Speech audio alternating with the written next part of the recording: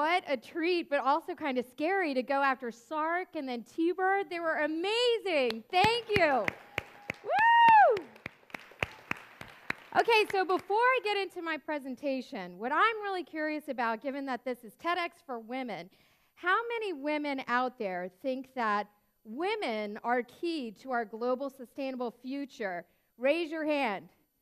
Woo! I do too. That's pretty much everybody in the room. Okay, well, good news.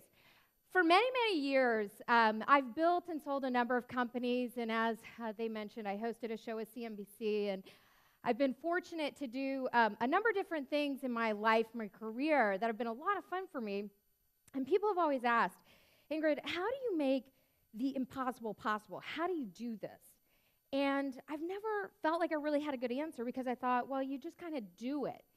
And after years of really kind of doing it, there really is an art and a science to it, an art and a science to making the impossible possible. Today, we're going to talk about the art, because I dare to say that the science piece, which I'd love to talk about some point as well, without the art, it really is almost impossible to make the impossible possible. And the reason that this is important now is because the last company that I built and sold last summer, it was a green energy company. And when I was doing this company last fall, I really stopped and said, universe, what is it that I need to do next? What do you need me to hear? And I really clearly heard, Ingrid, everything that you've been doing in your life to date has been leading up to where you're going to go now. We need to create a global sustainable future, and the only way to do this is through a new set of eyes, and that's the eyes of women. And what you're called to do is to do everything in your power to empower 1 billion women by 2020.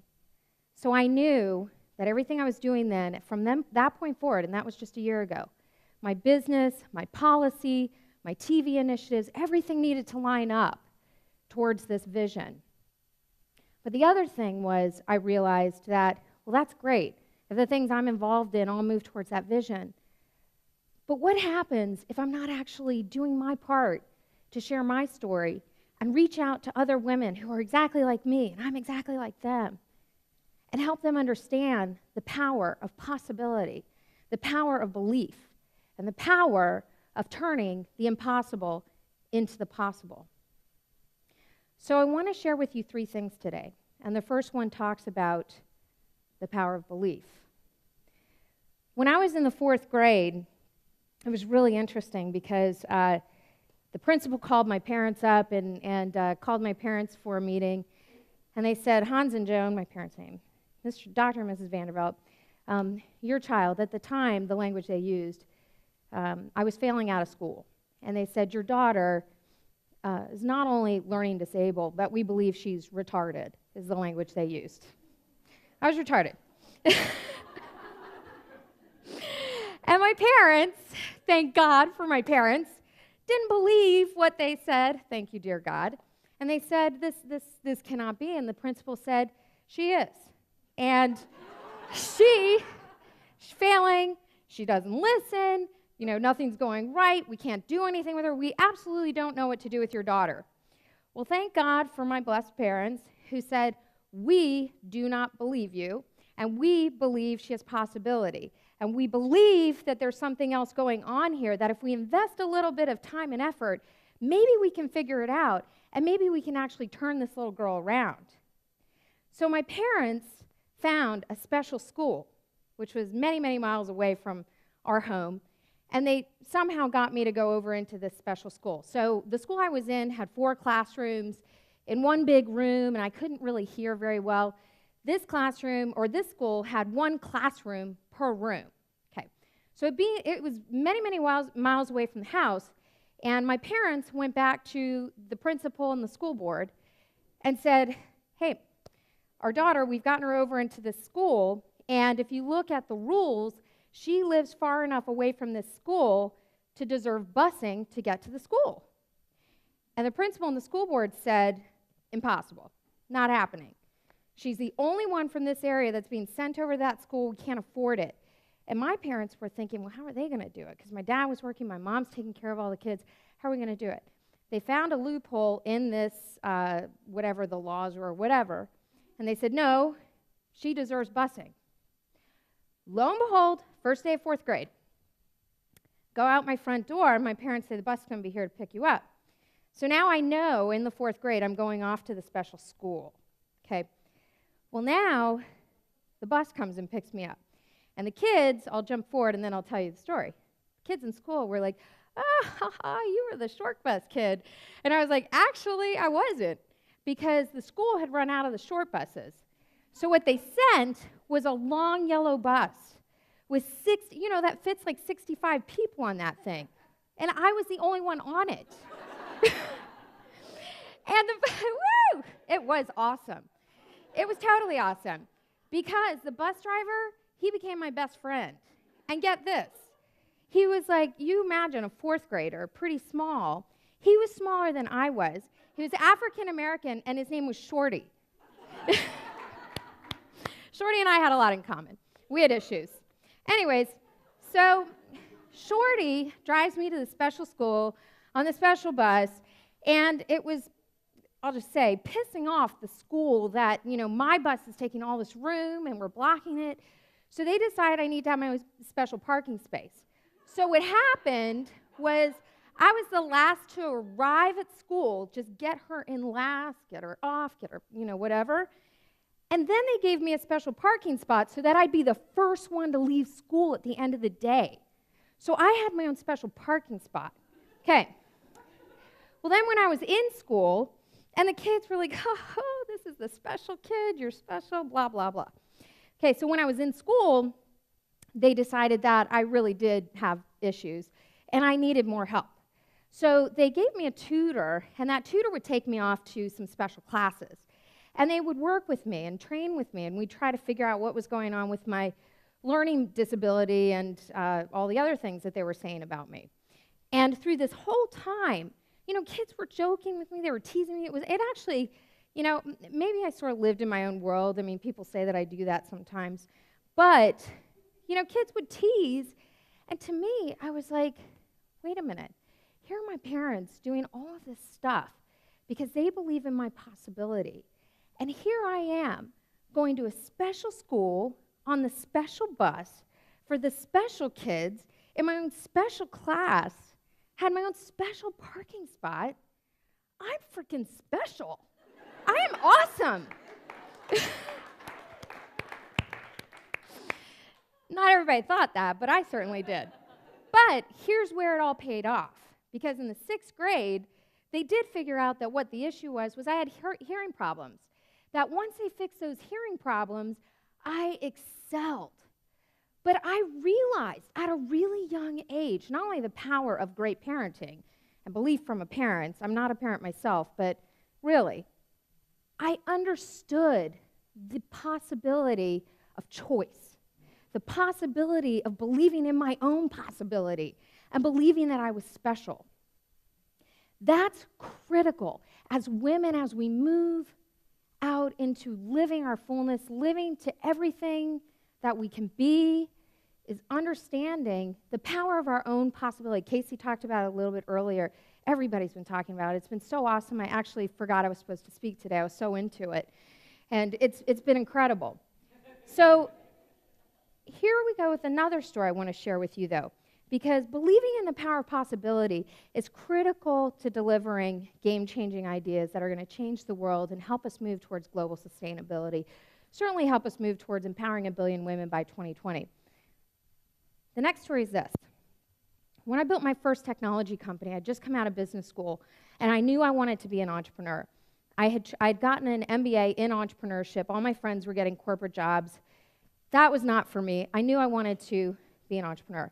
I was in Austin, Texas. Dell was there. The internet was starting.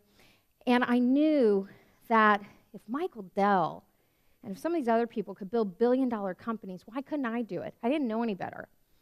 So what happened simultaneously to that is this. I realized that in realizing and believing in the possibility of that, and being okay with the fact that I didn't really know how I was going to build a billion-dollar company, but I could figure out how I might get there. I started thinking about, what do I need to do? And so I decided I need to get myself a mentor who's done this before that I can work with. And the two people in Austin were Michael Dell and a guy named George Kosmetsky, who built Teledyne, and he also mentored Michael Dell. So I decided, since Dr. K, who was in his 80s at the time, had done it himself, had worked with Michael Dell, and he was the benefactor of the business school I went to, that he was a good match for me. So I went to Dr. K and I said, hey, I'm just out of school. I want to build a billion-dollar company. He took me on. The reason he took me on is because I was ballsy enough to say, this is what I want to do, and I'm willing to do whatever it takes to get there, and I don't know how I'm going to do it, but if you'll help me, I will figure it out. And he took me on, but here was the deal. Like I said, he was in his 80s, and he said, Ingrid, I will work with you, but you have to come and pick me up at 4 o'clock in the morning, take me to the Holiday House, which was his favorite place, to eat greasy spoon breakfasts. And the reason is because by 6 o'clock in the morning, I would have to take him back to his office so he could get on one of his many private jets, literally, and fly around the country to go see his companies. So that was the deal, and I took it. So at 4 o'clock in the morning every month, I would go pick him up from his assistant, Patty, take him to the Holiday House, and we would work on the business idea that I had. At the time, the internet was starting to kind of grow in popularity, and I saw a lot of people getting funded, and I thought, gosh, I'd love to participate in that, and certainly I can build a billion-dollar company out of this. Well, long story short, my father ran an artificial intelligence technology company, and that's actually where I get my real geeky side. I love technology, AI, all that stuff. And he and his team had developed a piece of technology that they were using for defense systems. So what they were actually doing is that here in the United States, those big helicopters you see in the news all the time, like in the wars, unfortunately? Well, if the Army thinks something's wrong with these helicopters, they ground them to look at them. Every time they ground them, that costs $300,000. It's kind of like when you take your car in and you're going to spend $100 to have it checked out. Well, in the Army, it's $300,000. So this technology that my father's company had developed was an artificial intelligence-based technology that they would apply to the database of the helicopter while it was running. And it could predict with 97% accuracy what the likely chance was of some kind of fault happening in this helicopter. And this thing, it was saving tons of money for our government and all that stuff, winning lots of awards. And as I was working with Dr. Kosmetsky, and I was thinking, what can I do in the internet? What can I do in the internet? And this stuff was going on with my father's company. And I was like, wait a minute. There's got to be a way to use that same technology and apply it to all those zeros and ones that are flying across the internet and do assessments to do personalization, what we know as today's personalization. Well, long story short, for the next 9 months, I would meet with Dr. Kosmetsky and I'd say, I figured it out. I figured out how we're going to do this. And Dr. K would say, no, my dear, you haven't. Go back, try it again. Dr. K, I've figured it out. At the end of 9 months, at that point, my dad had put some resources behind the technologists, making sure we could keep them on board while I was figuring this out. And we were about to hit the wall. The company was going to close. And I was on the flight going back to Austin, Texas, from Tennessee, which is where the technology was based. And I literally did what I do all the time. As people who know me know, I'm deep in meditation. And I went into meditation and I said, God, I need this answer. I really need this answer. If you need me to channel this billion-dollar company, just bring it to me now, because I need it. Well, a lightning bolt, literally I'm on that flight, it was like a lightning bolt, struck my arm, started scribbling. Sark was talking about that. Started scribbling it out on a napkin. I knew the minute I scribbled it out that I had hit it. The plane landed, called Dr. K. I said, I figured it out. He brought me over to his office right away. We started patents on it that day. That night, I get a call from one of the guys working with me who said, I've got an investor who wants to hear about it. Can you put this in a PowerPoint presentation, show it to him in the morning? Of course. Did that. Next morning, did the presentation with the investor. The investor sees it, shakes my hand, and leaves.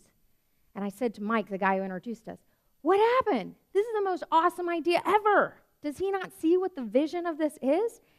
Didn't have an answer. He calls me later that day and he said, Ingrid, Bill is not going to invest in the company. Bill wants to buy that napkin sketch for $2 million.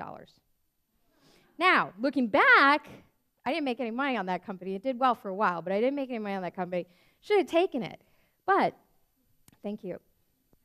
But, long story short, what I learned, and in that process, I told Bill, I said, if you want to participate, you come in as an investor. He came back the next day, gave us $250,000, and that really kicked off that first company for me, and it also earned me my first patent. What I realized in that process, though, was the second point, which is we have to get really comfortable with being uncomfortable. So I'm going to jump to the third point because I'm going to run out of time in a minute. And I practiced this, and I was like, it's not going to happen, but of course it happens. Okay, so here's the third point. Because back in August, this past August, so as I'm meditating again, as I do every single day, and I was like, universe, if I'm going to help women understand how do we like manifest, what's the art of manifesting the impossible to the possible if we take the science out of it, if we have to think that we can believe in the possibility, and if we have to understand that we have to get comfortable with being uncomfortable, what's the deal?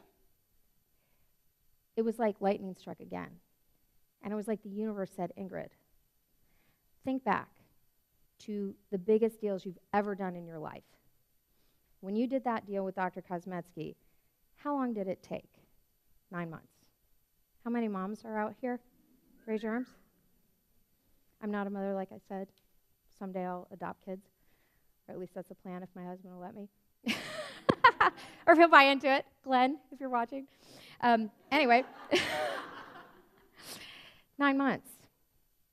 Last year, after I sold my last company, and I was inspired with that idea of how am I going to reach 1 billion women by 2020, well, I knew then that I had to team up with some of the largest organizations out there that are actively involved with inspiring and empowering entrepreneurs. And how would technology be part of this to help us get there better, cheaper, faster? 9 months later, Dell hires me as their first entrepreneur in residence. Okay. My CNBC show, I'm not a trained television personality.